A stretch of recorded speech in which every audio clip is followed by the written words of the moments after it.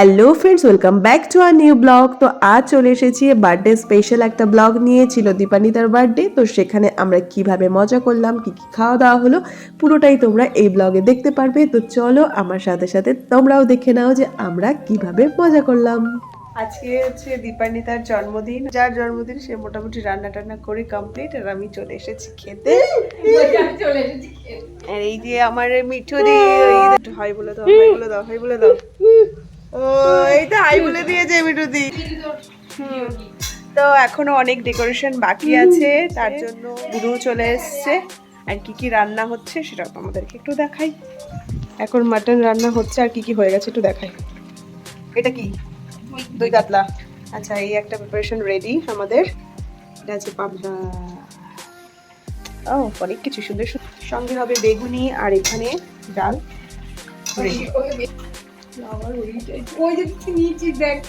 তোর বাড়ি নাকি? আমার বাড়ি এটা।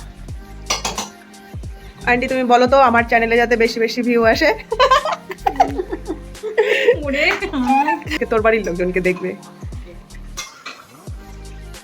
কি আনতে গেছিলে তুমি? আমরা এসে বসে রয়েছি, কোনো ডেকোরেশন নেই, কিছু না। আমাদের বেলুন চলে এসেছে, এখন আমরা ডেকোরেশনে চলে যাবো।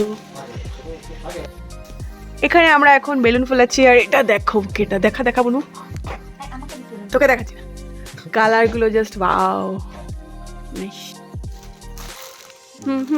তো কিছু কেন রান্না করতে বলেছো? পিকনিকে গিয়ে কিন্তু এটাই খেলেছিলাম বন্ধু, বেলুন ফুলিয়ে গিট পাকিয়ে ওটাকে চেয়ারে বিয়ে করে ফাটাতে হবে। একটাও নতুন জামা হয়নি, কেক কাটো, আর কি করা যাবে।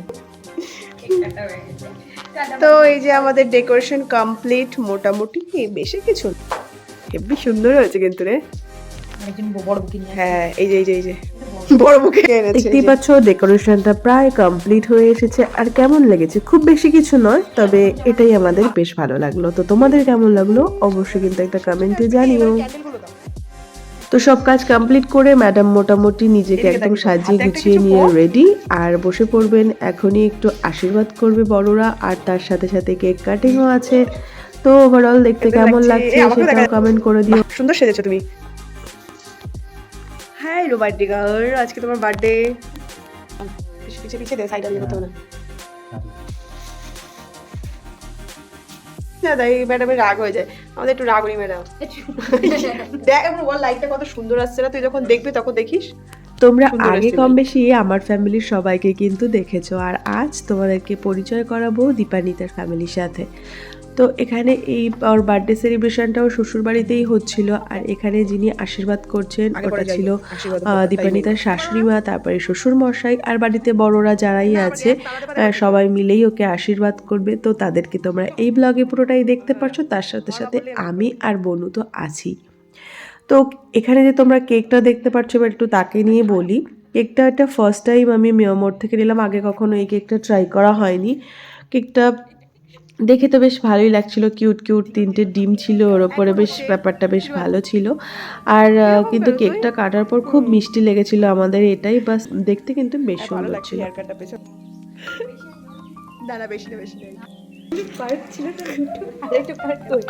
ওই তো পাশেই রয়েছে।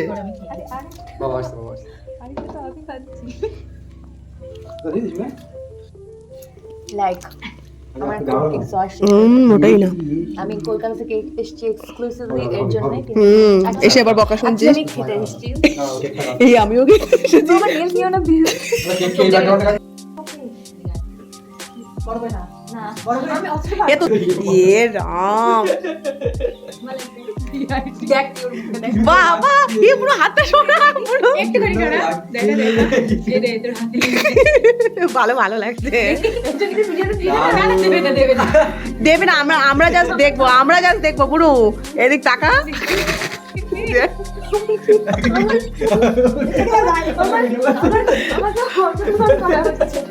এ আবার একটু কার্ড দেখি, এটা তো ইয়ে আসে। এই ক্যান্ডেলটা থাকবে তো নাকি?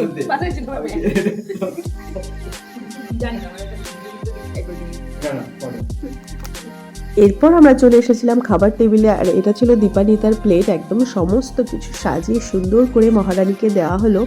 আর এখানে রান্নাগুলো ছিল প্রত্যেকটাই এত দারুণ খেতে হয়েছিল যে কি বলবো। আর সবগুলো রান্নাই কিন্তু দীপানিতা নিজের হাতে করেছিল। আমাদের তো সবারই খুব খুব খুব ভালো লেগেছে। আর তারপরে সবাই খেয়ে নিলাম, আর রাতটাও অনেক হয়ে গেছে। তো এইখানেই আমাদের ব্লগটার শেষ হচ্ছে।